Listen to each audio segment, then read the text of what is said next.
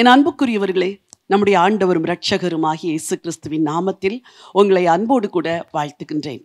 இந்த புதிய மாதத்தை ஆண்டவருடைய நாமத்திலே துவங்க கர்த்தர் கொடுத்த கிருபைக்காக தேவனை ஸ்தோத்திரிக்கிறேன்.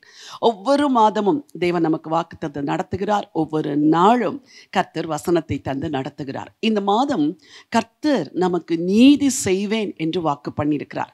அதிலும் சீக்கிரமாய் செய்வேன் என்று வாக்கு பண்ணியிருக்கிறார். உங்கள் வாழ்க்கையிலே கர்த்தர் கட்டாயம் நீதி செய்ய போகிறார்.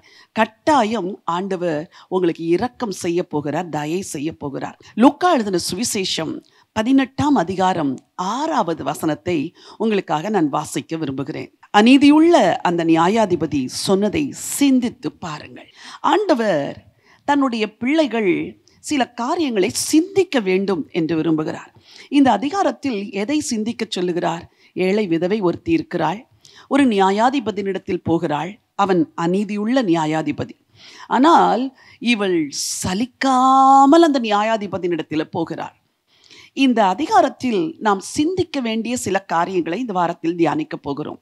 அதில் ஒன்று, அந்த நியாயாதிபதி சொன்னதை சிந்தித்து பாருங்கள். அந்த நியாயாதிபதி என்ன சொன்னான்? வசனம் 5 சொல்லுகிறது, இவளுக்கு நியாயம் செய்ய வேண்டும் என்று தனக்குள்ளே சொல்லிக் கொண்டான் என்றார். அந்த நியாயாதிபதி தனக்குள்ளே சொல்லிக் கொண்டானாம், இவளுக்கு நியாயம் செய்ய வேண்டும். எனக்கு அன்பானவர்களே, ஆண்டவர் கூட தன் இருதயத்தில் ஒரு காரியத்தை நினைத்திருக்கிறார், சிந்தித்திருக்கிறார்.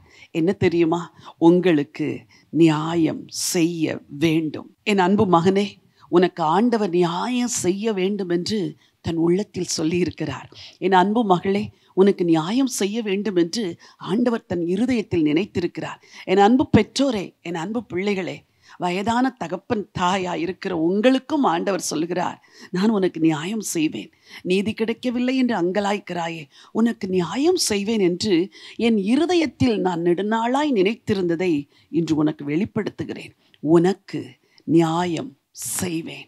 இவளுக்கு நியாயம் செய்ய வேண்டும், இவனுக்கு நியாயம் செய்ய வேண்டும், இந்த குடும்பத்துக்கு நியாயம் செய்ய வேண்டும் என்று கர்த்தர் நினைத்து விட்டார். அதை தடுக்க எவராலும் முடியாது. நீங்கள் இந்த வார்த்தையை விசுவாசியுங்கள், இந்த வார்த்தையை நம்புங்கள், இந்த வார்த்தையை அறிக்கை செய்யுங்கள்.